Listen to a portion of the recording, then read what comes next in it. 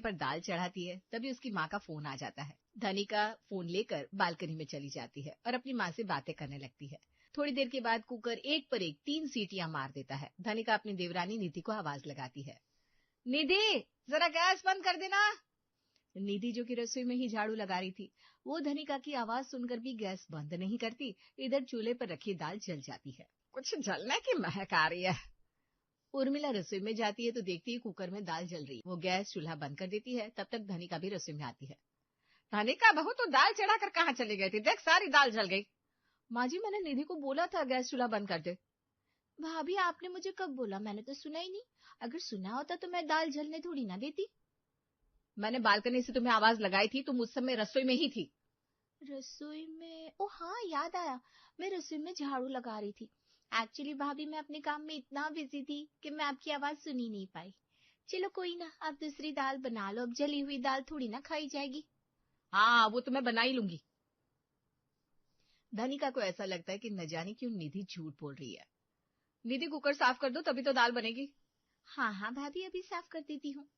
निधि cooker धोकर धनिका को देती है और धनिका दोबारा दाल बनाती है। एक दिन, धनिका बहू देख मैं 2 किलो पालक लेकर आई हूँ, आज रात के खाने में पालक पनीर की सब्जी बना लेना। ठीक है माँ जी। अब पालक पनीर की सब्जी बनाने में थोड़ी ज्यादा मेहनत करनी पड़ती है। धनिका निधि से कहती है कि वो पालक को उबालने के लिए चूल्हे पर रखते हैं। निधि मैंने पालक साफ कर दिया है, तुम बस उबलने के लिए चूल्हे पर चढ़ा दो। तब तक मैं जरा पात के होमवर्क में हेल्प करा देती हूँ। जब तक पालक उबलेगी तब तक मैं आ जाऊंगी। ठीक है भाभी। धनिका कमरे में पढ़ रहे पार्थ के पास जाती है। इधर निधि चूल्हे पर पालक ना चढ़ाकर उर्मिला के कमरे में जाती है। माँ जी आपने मुझे बुलाया? नहीं तो बहू मैंने नहीं बुलाया तुझे, लेकिन चल अब तू आ ही गई है तो जरा मेरे पैर दबा दे। जी मैं आपके पैर में तेल लगा देती हूँ। निधि उर्मिला के पैरों में तेल लगाने लगती है। इधर थोड़ी देर के बाद जब धनिका पार्थ का होमवर्क कराकर रसोई में आती है तो देखती है पालक ज्यों की त्यों रखे हुए हैं। धनिका पालक उबलने के लिए चूल्हे पर चढ़ा देती है। थोड़ी देर के बाद निधि उर्मिला के कमरे से बाहर आती है। निधि तूने पालक उबलने के लिए नहीं रखे थे? भाभी मैं पालक को चूल्हे पर रखने ही वाली थी कि मुझे ऐसा लगा कि माँ जी बुला रही है। जब मैं उनके कमरे में गई तो देखा वो पैर के दर्द से परेशान थी, तो मैं उनके पैरों में तेल लगाने लग गई। कोई बात नहीं, वैसे अब तक ना पालक उबल गए होते। आज खाना बनाने में अब देर हो जाएगी। मैं सब्जी की तैयारी करती हूँ, तब तक तुम जरा आटा लगा दोगी? रोटियां मैं खुद बना लूंगी। भाभी मैं आटा लगा दूंगी, बस हैंड वॉश करके आती हूँ। मेरे हाथों में तेल लगाए ना। निधि हैंड वॉश करने के बहाने बाथरूम में जाती है और फिर लौट कर आती ही नहीं। इधर धनिका रसोई में उसका इंतजार ही करती रहती है। ये धनिका कहाँ रह गई? काफी देर हो गई, हैंड वॉश करके अभी तक नहीं आई। खैर मैं आटा खुद ही लगा लूंगी। मैं सब समझती हूँ, निधि रसोई का कोई काम करना नहीं चाहती और इसी वजह से वो बहाने बनाती है। दरअसल उर्मिला ने घर के काम अपनी दोनों बहुओं के बीच बांट दिया था। बड़ी बहू धनिका को खाना बनाने का काम दिया और छोटी बहू निधि को घर के दूसरे काम दिए गए। निधि घर के दूसरे काम तो करती, लेकिन रसोई में बिल्कुल भी हाथ नहीं बटाती थी। उसे ऐसा लगता था कि खाना बनाना तो धनिका का काम है, फिर वो क्यों काम में हेल्प करे। इसलिए वो खाना बनाने के काम में धनिका की जरा सी भी हेल्प नहीं करना चाहती थी और ये बात धनिका भली भांति समझ चुकी थी। धनिका प्लान बनाती है कि वो कुछ दिनों के लिए अपने मायके चली जाएगी। मैं भी देखती हूँ ये निधि खाना बनाने से कब तक बचेगी। जब मैं यहाँ रहूंगी नहीं तब तो उसे खाना बनाना ही पड़ेगा। धनिका अपनी छोटी बहन को फोन करती है। हेलो आद्या। हेलो धनिका दीदी, कैसी हो आप? अरे मैं बिल्कुल ठीक हूँ। अच्छा सुन, मैं जो कह रही हूँ ना उसे ध्यान से सुनना और ठीक वैसा ही करना। ओके दीदी, लेकिन बात क्या है? अरे सुन, तू अर्जुन को फोन कर और उससे कहना कि मम्मी की तबीयत बहुत खराब है, मुझे कुछ दिनों के लिए मायके बुलाया है। ठीक है दीदी, लेकिन आप ये सब क्यों कर रही हो? अरे वो सब मैं तुझे आकर बताऊंगी ना, तू पहले मेरा काम कर। ठीक है दीदी। धनिका फोन रख देती है। थोड़ी देर के बाद आद्या अर्जुन को फोन करती है और बहुत घबराई हुई आवाज में कहती है, हेलो जीजू। हाँ क्या बात है आद्या, तुम इतनी घबराई हुई क्यों? घर में सब ठीक तो है ना? कुछ ठीक नहीं है जीजू, मम्मी की तबीयत बहुत खराब है। वो एक ही रट लगाए हुए, धनिका को बुला दो, धनिका को बुला दो। ओहो, लगता है मम्मी जी की तबीयत कुछ ज्यादा ही खराब है। मैं धनिका को लेकर शाम में घर आ जाता हूँ। शाम में नहीं जीजू, आप दीदी को अभी भेज दो ना। अच्छा ठीक है, मैं धनिका को भी भेज देता हूँ।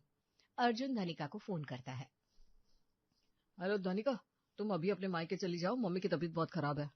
लेकिन अर्जुन मैं मायके चली गई तो यहाँ खाना कौन बनाएगा? अरे धनिका तुम यहाँ की चिंता मत करो, कोई ना कोई बना लेगा खाना।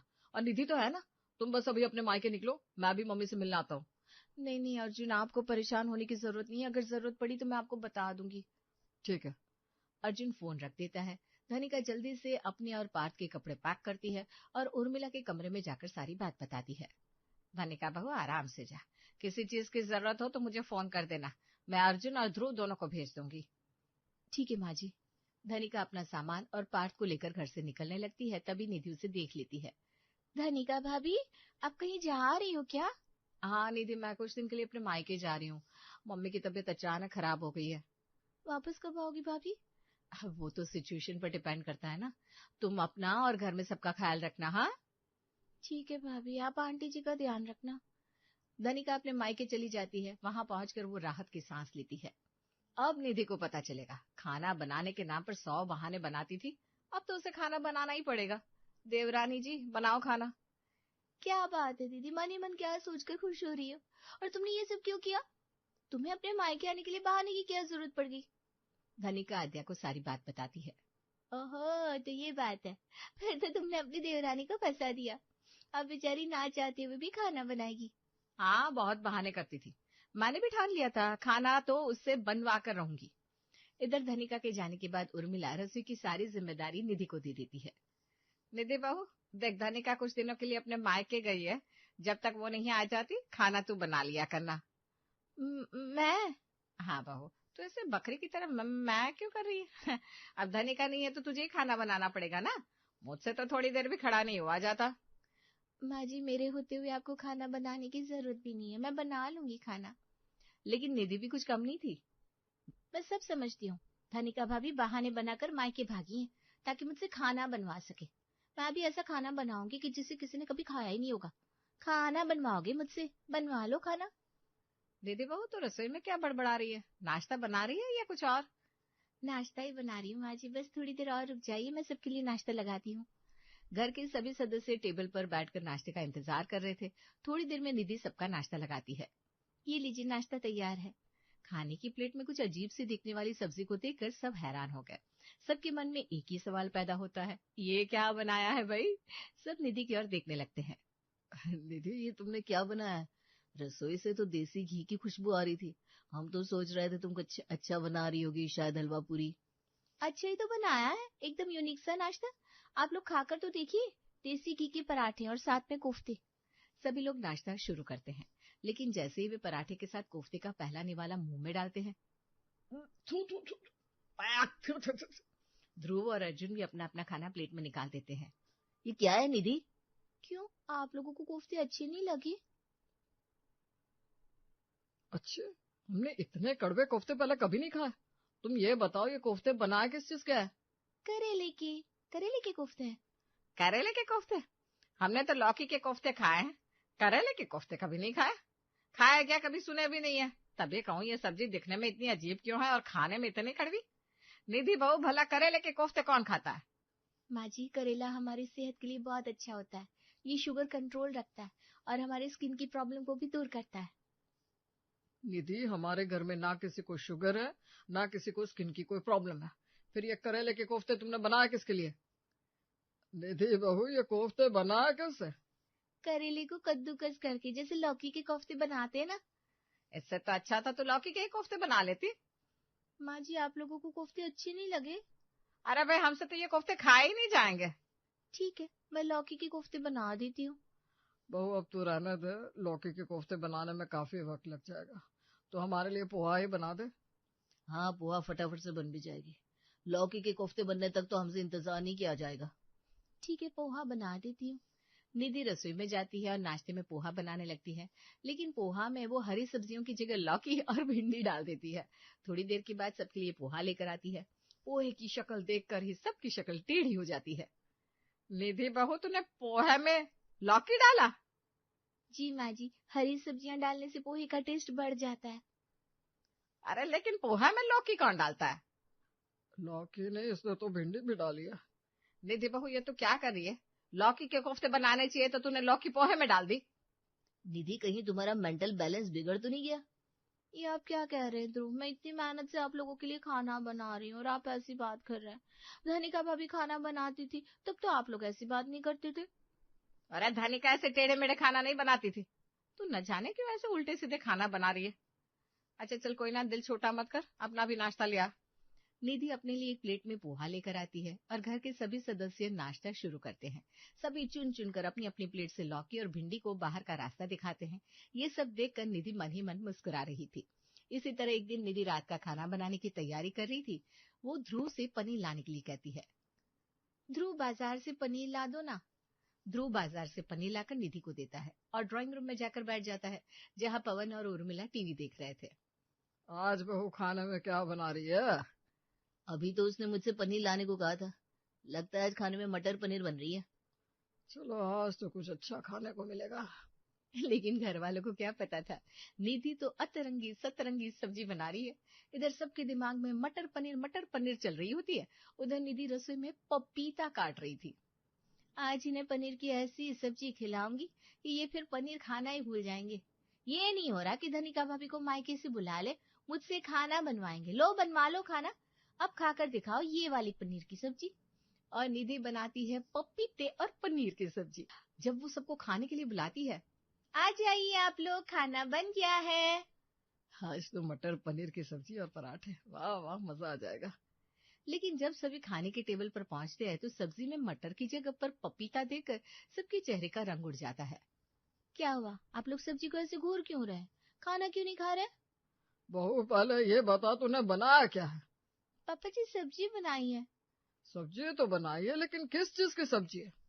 पनीर और पपीते की सब्जी। उर्मिला अपने सर पर हाथ रखकर बैठ जाती है। क्या बात है, आप लोग ऐसे क्यों रिएक्ट कर रहे हैं? मैंने कुछ गलत कर दिया क्या? नहीं बहू, तूने कुछ गलत नहीं किया। गलत तो हमने किया, मटर पनीर की सब्जी खाने का सपना देखकर।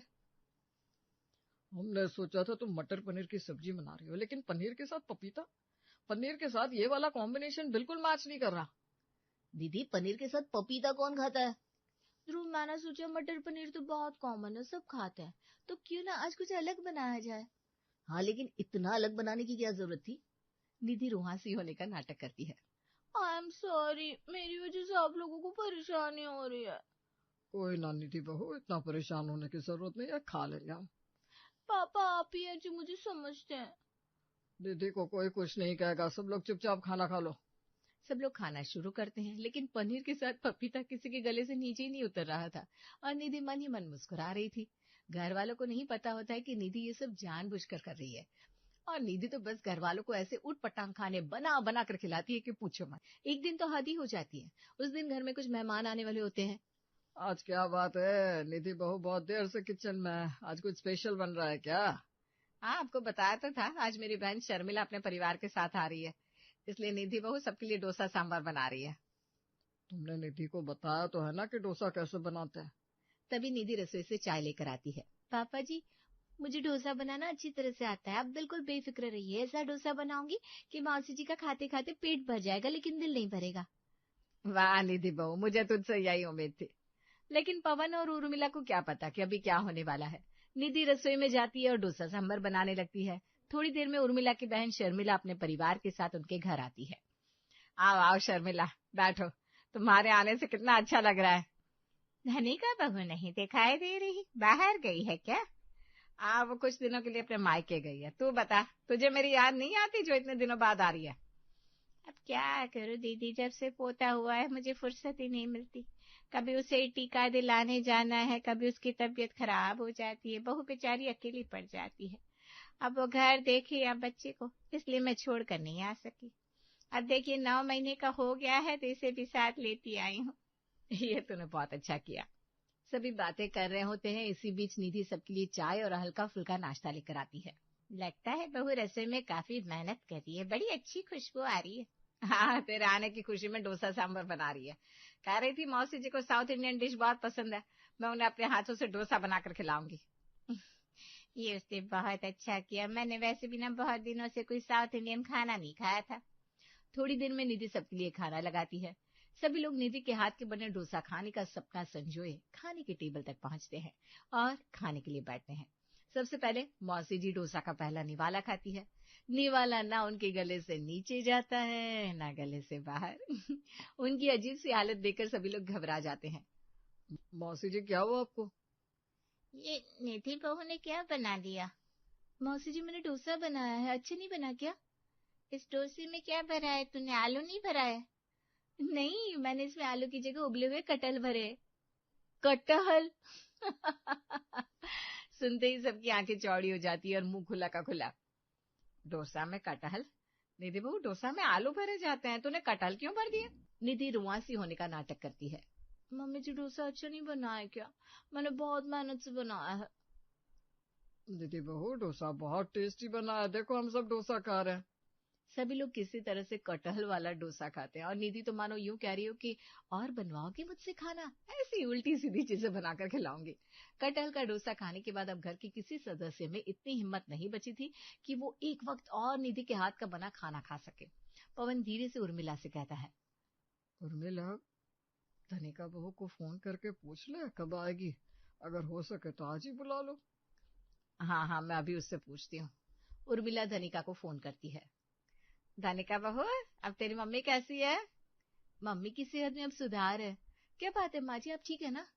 मैं बिल्कुल ठीक हूँ, शर्मिला आई हुई है, तुझे याद कर रही थी, तू आ जाती तो अच्छा रहता बेटा। ठीक है माँ जी, मैं आज ही घर आ जाऊंगी। उर्मिला फोन रख देती है। शाम की चाय पीने के बाद शर्मिला घर जाने लगती है। अरे रुक जा, इतने दिनों के बाद आई है, रात का खाना खा कर जाना। मैं तो कहती हूँ 2-3 दिन यहीं रुक जा। शर्मिला के पसीने छूटने लगते हैं। रात का खाना 2-3 दिन और? नहीं नहीं दीदी, मुझे तो आज ही जाने दो। अरे घबरा मत, अभी थोड़ी देर में धनिका बहू घर आ रही है, रात का खाना वही बनाएगी। आगे कहने की जरूरत है, क्या हुआ?